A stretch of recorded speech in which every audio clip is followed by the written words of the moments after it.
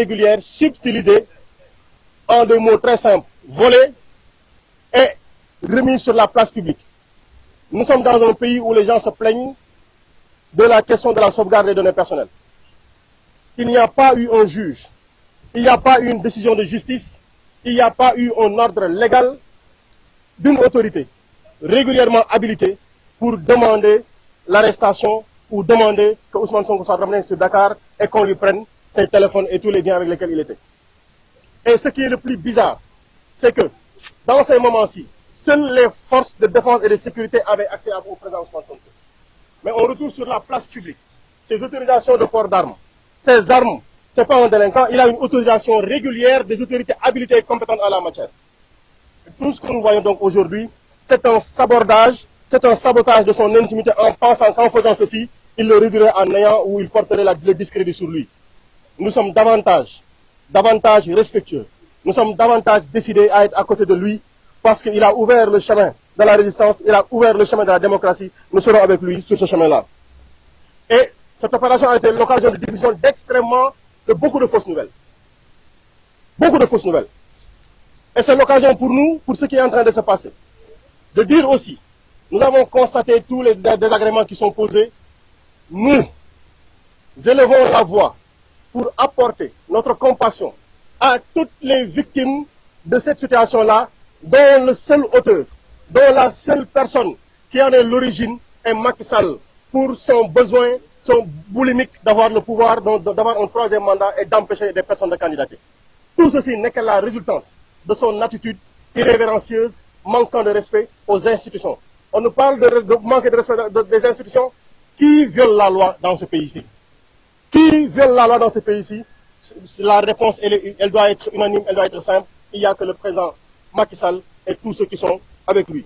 Et c'est l'occasion pour nous de dire que nous avons vu, en parlant de compassion, Cheikh Bara Ndiaye. Nous avons vu, on nous a informé de notre doyenne, Aïda Mbodj. Là, nous sommes devant le siège de Pastef. Vous avez vu ce qui s'est passé et nous avons là devant nous un cocktail Molotov. Les forces de défense et de sécurité. Wali Bodian également, il a reçu des cocktails Molotov chez lui. Et nous avons reçu suffisamment de menaces pour qu'il pense que nous nous inquiétons.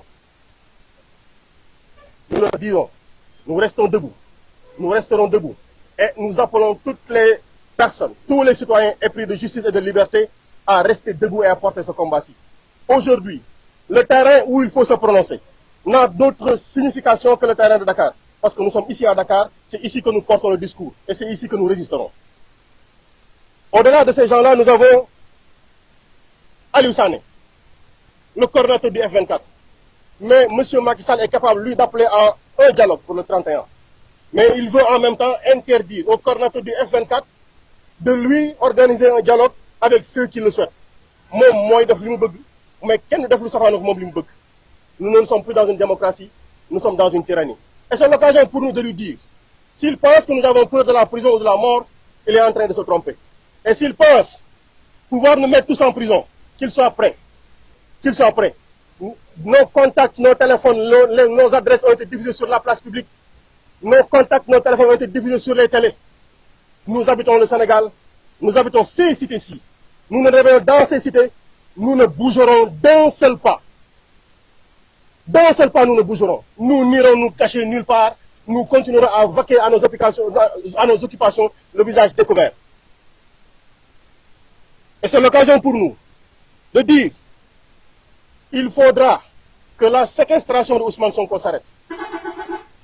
Il n'y a pas une autorité, il n'y a pas une base légale qui peut justifier que par le simple fait que Ousmane Sonko soit celui qui dérange Macky Sall, que chaque jour, ce soit une raison pour barricader sa maison, pour interdire ses parents, ses amis, ses frères, ses sœurs, ses patriotes, ses partisans de vouloir lui rendre visite. Et pire encore, les députés que nous sommes, pire encore, ses avocats.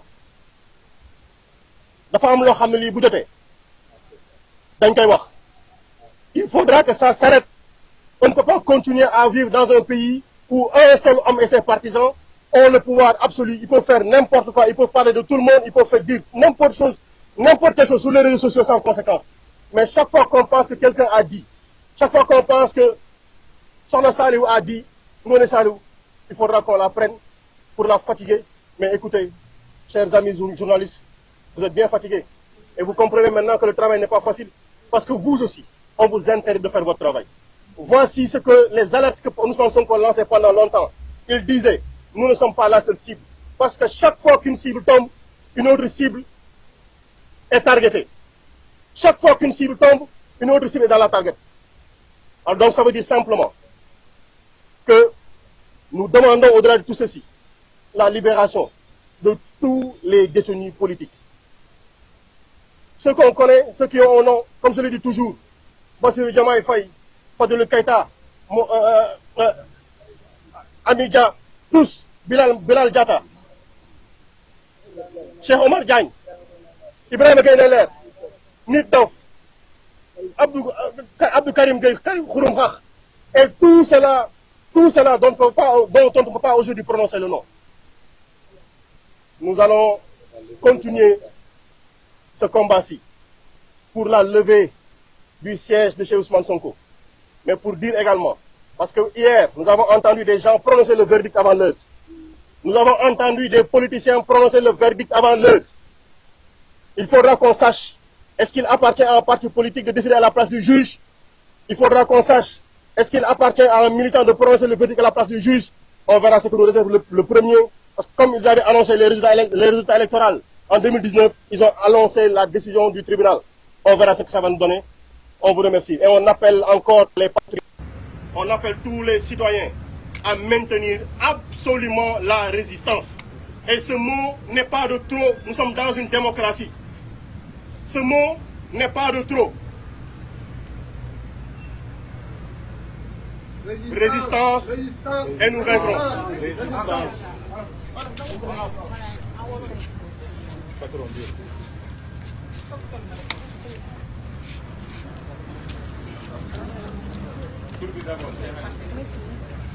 waaw maa ngi tudd Cheikh Aliou Bey nekk député à l'Assemblée nationale en même temps maire de la commune de Diamaguène Sicap Mbao. Donc kàddu yi ñu fi ñëw tey pour yëkkati ñun député yi fekk ñu nekk ci yoon ñëpp xam nañ ni tey mënuñu toog parce que dañ nekk en action ñu ñëwoon juste pour jàllale ñaari baat yu am solo. yaakaar naa ni benn bu njëkk bi mooy député yi ñu ngi dénoncé li ñuy wax kidnapping li ñuy wax séquestration bi am ci président Ousmane Sonko. parce que man maa ngi woon ci biir caravane bi ñu nekkoon caravane jàmm la woon caravane liberté la woon ñuy dox di dajeek ay nit ñi nga xamee ne bi nii jàmm rek ak mbégte bu ñu ganee ñun lañ doon am ay benn nguur goo xamee ne bi nii benn tyran wu tudd Macky Sall moo ko jiite benn démolisseur des institutions bu mel ni Macky Sall moom moo ko jiite amul benn solution bu muy indi Sénégalais yi budul lépp li nga xam ne dafa jëm ci nasaxal démocratie mooy maanaam man rek maa fi existé keneen du existé yaakaar ni moom dafa bëgg a nekk jëmbóor yi ku def dara mu dóor ku deful dara mu dóor loolu lañ wax ni tey moo tax ñu bëgg a yëg suñu baat nous en tant que député wax ko ni moom institution la yor ñun institution la donc il n'a qu'à respecter les Sénégalais parce que en réalité ce pays là moomu ko ay waajuram moomuñu ko beneen bi ñu si bëgg a yokk mooy lépp li nga xamee ne bi nii jëm na ci caravane boobu mu yaakaar ni arrêté na ko arrêté wu caravane bi ci président Sonko wax yaakaar naa lu leer moom moo xam ni ñaari fan yi bu mu weesoo seen jëf yu ñaaw yu ñu bëggoon def ci kaw askan bi ñaaw na ñaawaay boo xam ne moo tax mu dellu si waaye jàpp nañ ni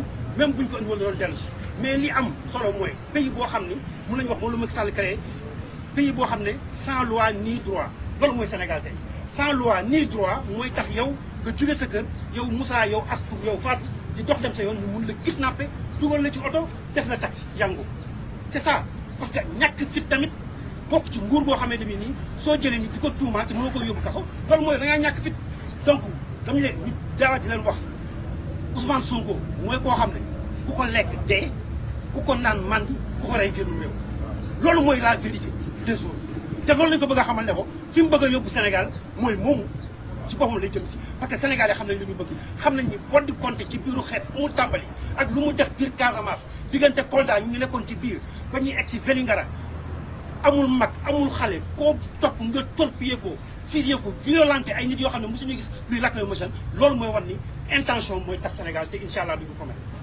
beneen bi ñuy mujjee mooy les données yi ñuy wax les données personnelles nan la ab armée mën a jàppee nit dugal ko ci oto ñu xëy gis ci ay site nguur gi ay photo ay vidéo ay nangam est-ce que ñun ci état lañ nekk wala nekk ñu ci état dañoo jàpp ni on est dans un pays sans loi ni droit parce que yéen ko defoon nga ko def yéen ñi ngeen jël suñu image mais am na loo xam ne dana ko génne comment on peut se permettre di def loo xamante ne bi nii mun naa ni wax ni loolu moo gën a ñaaw ci nit ñi def te lu nit wax ku sëq sax nga jàpp yóbbu mais incha allah loolu il le verra beneen bi mooy ñi nga xam ne attaqué nañ leen tey fii ñu taxaw siège baa ngi nii yéen a ko gis ce siège a été attaqué par des cocktails molotov cocktail yaa ngi nii yéen a ko gis donc gendarmerie bi ngi woon fii dans la zone donc lii mooy seen liggéey te bëri na ay bërëb yoo xam ne cocktail molotov lañ fa def kon mën nañ jàpp ne ñi def ñii ñooy def lépp ci biir dëkk bi ba pare ñu bàyyi rek ñoom ñuy taxawaalu ñuy wër ay nit ñu nekk seen kër di leen yee 3 heures du matin di leen yóbbu kaso démb man assisté naa 3 personnes yu ñu jëlee caaroy yóbbu leen kaso te xam defuñu dara parce que dañ leen signalé ci ki nga xam ne moom mooy tàllu ko cocktail molotov yi ñooy attaqué ñooy jàpp li ñooy tëj ban réew lañ nekk dañu bëgg Sénégalais yi xam ni ñun tooñkat lañu amal affaire tooñkat boo xam ne saa ñu réagiré duñu xool suñu réaction duñu xool seen action mais suñu réaction la ñu xool te loolu incha allah on le dénonce beneen bi nag ñi ngi naqarlu attaques yi nga xam ne def nañ ko ci kër yenn kilifa yi yu mel ni ñoom Cheikh Bara Ndiaye yu mel ni Waly Bodian yu mel ni ñoom Aïda Mbodj yu mel ni kër yi nga xamee ne bi nii ñi ngi joxe seen numéro fu nekk dañ leen di attaqué ji Sénégal yi nag bu boobaa lu am ñoo xam ne ñoom la parce que fii ñëpp a fi bokk li ñu mën nañ lu ko raw di leen bàyyi ñuy taal dëkk bi di taal këru nit ñi di taal seen cocktail moo la tax ba pare di jàpp ay nit naan ñi ay commando lañ ñi ay force spéciale lañ te ñoom ñooy def lépp loolu yaakaar naa tey ku xool lii xam ne leer na ci kanamu Sénégalais yi que ñaawteef bi seen côté la nekk te incha allah on fera face beneen bi mooy ñi nga xamee ne bi nii ci 3e mandat soo ko waxee musiba am loolu la bëgg te du ko am incha allah waa ji du bokk beneen bi tamit mooy gis nañ ay pexeem ci wàllu dialogue bi muy wax yow yaa ngi woote dialogue boo xamante ne nii yow sax gëmoo ko yow li fi desee bëriwul ba pare nga bëgg ko imposer nit ñi bëgg a jël mbir mi daf ko loo xam ne effet démocratie la di ko fitnaale nit loolu nee nañ ci ko nangu beneen bi mooy arrestation bi ñu def démb ci Aliou Sané arrestation boo xam ne c'est commandité on était nombreux mbooloo la ñu woon nga ñëw taxaw ne Aliou Sané laay laaj maa ngi nii alors Aliou Sané kaay acca demal bàyyi fa ñëpp ça veut dire que même yow da ngay ciblé ay nit yi nga xamee ne bi nii ay nitu jàmm lañ kenn su leen ci xeex kenn su leen ci xuloo ay jotaay ay waxtaan la ñuy créé ñëpp xam nañ Aliou Sané ni muy représenté ci biir Sénégal ñëpp xam ne F24 taxawaay bu mu am pour tere ko ñetteelu mandat bi moo tax mu ne dialogue bu ñuy def contre dialogue bi ñu war a def pour wax ko moom lu mu war a def pour génn ci jàmm nangu koo dégg moo tax mu arrêté Aliou Sané mais ce dialogue là ira lieu te moom dialogue moo lu am bu moo jóg beneen bi mooy lépp li nga xam ne jëm na aussi ci journalistes yi ñëpp ñu ngi tëj muy ci journalistes yi ñëpp gis nañ ay journalistes ay Serigne Saliou Gueye ñoo xam ne defuñu dara dañoo wax seen xalaat rek ñu ne leen da ngeen attaqué avocat da ngeen attaqué nangam da ngeen attaqué nangam moom ñun lañ njëkk attaqué ñun député dañuy gàng chaque jour ku respecté wul institution mooy jël ay député di leen gazé même bu ñu solee vert rouge wala leneen te loolu dina arrêté incha allah te du yàgg beneen bi mooy lépp li nga xam ne nag jëm na ci li nga xam ne moo nekk président Sonko loolu moo tax ñu nekk en action démb ba léegi fu pato nekk ci àddina bi yaa ngi yëngu yaa ngi wax président Sonko li ñuy wax loolu ñuy jottali nit ñi ñu dégg ko bu baax a baax le mot d'ordre il est clair fépp fu patriote nekk fépp fu Sénégalais nekk boo xam ni bëggoo bis nga yeew ñu tëj la sa biir kër te defoo dara te kenn atte wu la kenn dox la si justice wàccal Dakar loolu le président wax dañu koy rappelé waat le mot d'ordre c'est que nañ ñëpp ñëw Dakar on va résister jusqu'au dernier goutte de sang boo a génnee suñu yaram bi duñu arrière duñu reculer parce que moom moomul dëkk bi leneen lu ñuy mujjee mooy responsable yi tous les responsables yi nga xam ne bokk nañu parce que tous les responsables yi nga xam ne ñu ngi ci yow askan bi ànd ak ñun liggéey bi ñëpp suñu partenaire woo nañu la nga ñëw fii Dakar incha allah mbir mi du dakk waxoon nañ ko combat bi président waxoon na ko da ko combat bi su paree du arrêté lu dul nga génn palais bi incha allah ce combat là ne s'arrêtera pas jusqu'au jógee ci palais bi parce que moo ko bëggee noonu la ko amee wa salaam. Vive la résistance! Vive la résistance! Vive la résistance! Vive la résistance!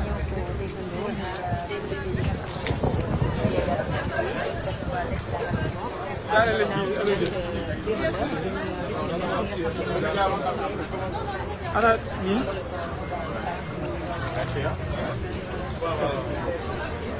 mooy lii ani du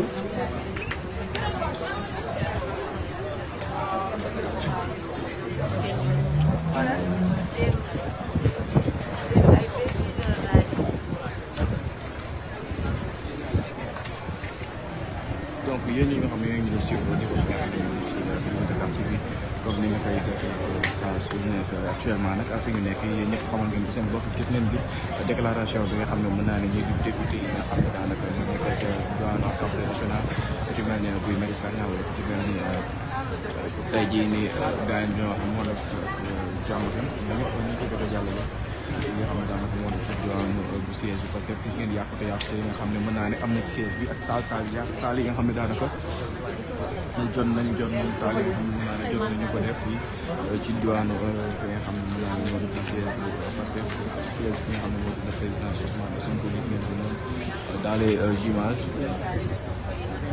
gis ngeen ko noonu donc xam nga lañ naan ay moom di yam ci boppi borom donc il faut que ñu def leen loo xam ne mën naa leen moo war a mën a éviter li ni mel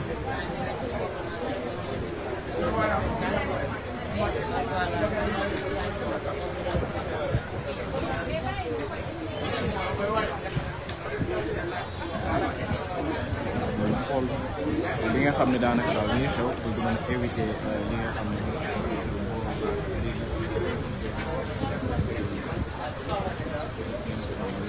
bépp yàqute ak bi nga xam ne am na fi nga xam ne siège du président Ousmane Sonko nañ ko defee woon démb fële yi nga xam ne moo di ci siège fi kër ki nga xam ne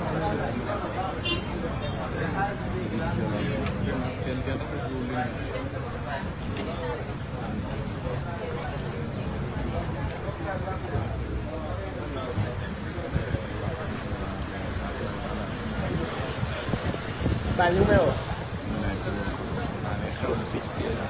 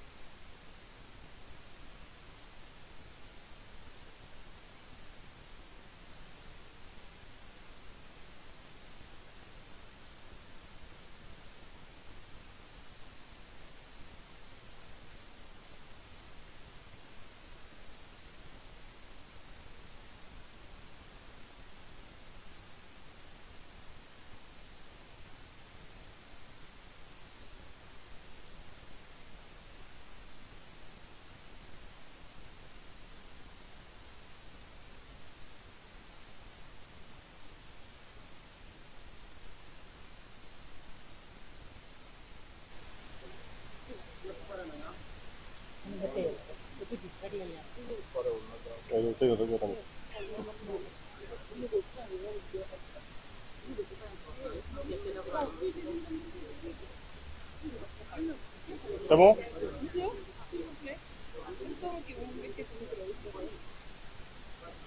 Mille francs là. 1000 francs là.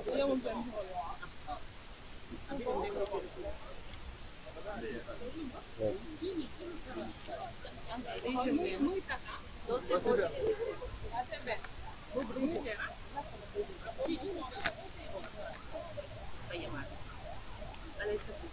C'est bon, on peut y aller. Bonsoir à tout le monde.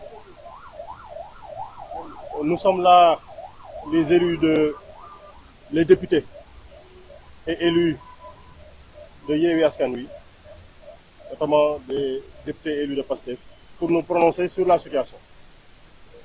Nous avons constaté ensemble que, de manière très illégale, le déplacement du président Ousmane Sonko de Ziguinchor à Dakar, libre qu'il était de choisir son chemin comme d'habitude, a été interdit et ramené lui, Manu Militari, à travers par un véhicule de forces de défense et de sécurité à Dakar, dans des conditions que nous avons fini de découvrir ensemble.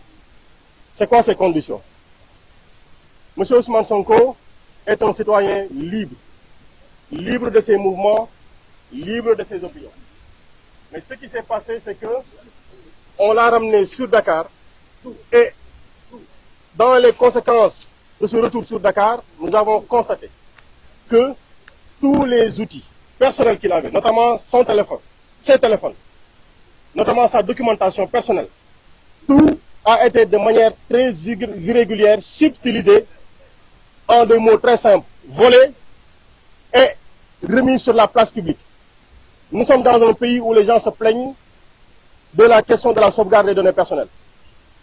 Il n'y a pas eu un juge, il n'y a pas eu une décision de justice, il n'y a pas eu un ordre légal d'une autorité régulièrement habilitée pour demander l'arrestation ou demander que Ousmane Sonko soit ramené sur Dakar et qu'on lui prenne ses téléphones et tous les biens avec lesquels il était. Et ce qui est le plus bizarre, c'est que dans ces moments-ci, seules les forces de défense et de sécurité avaient accès au président Ousmane Sonko. Mais on retourne sur la place publique. Ces autorisations de port d'armes, ces armes, ce n'est pas un délinquant, il a une autorisation régulière des autorités habilitées et compétentes en la matière.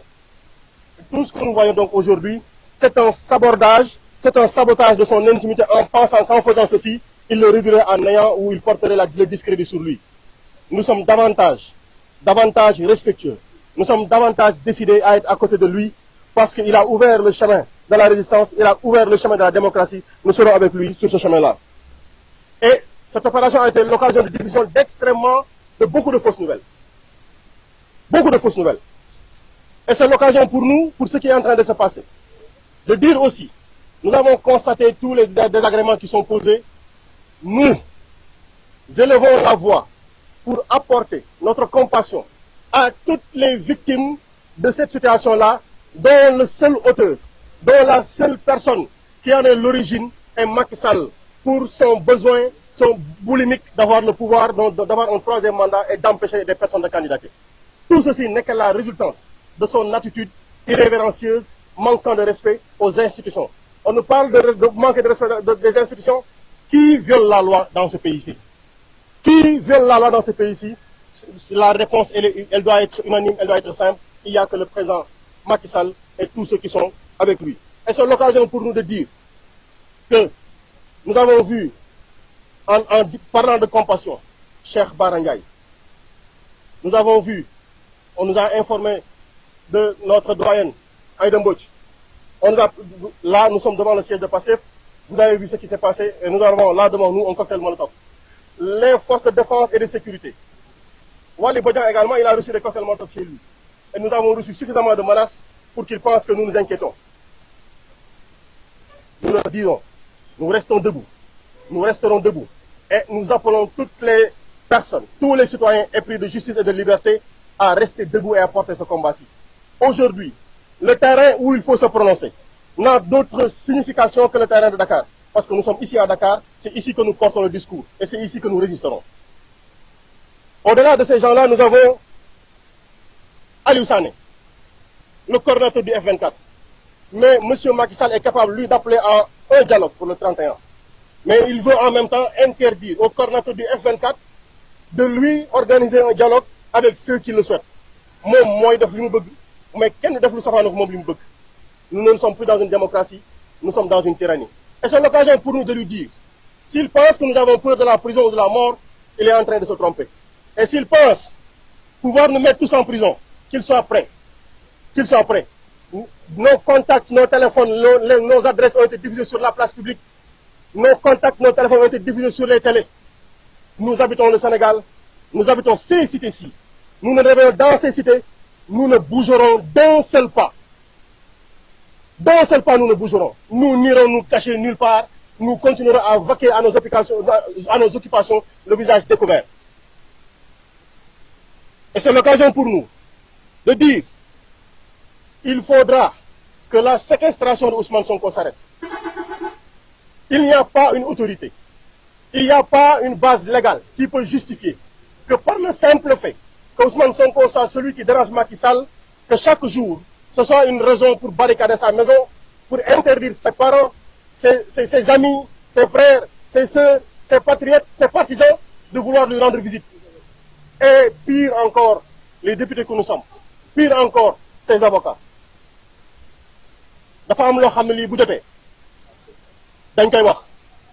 Il faudra que ça s'arrête.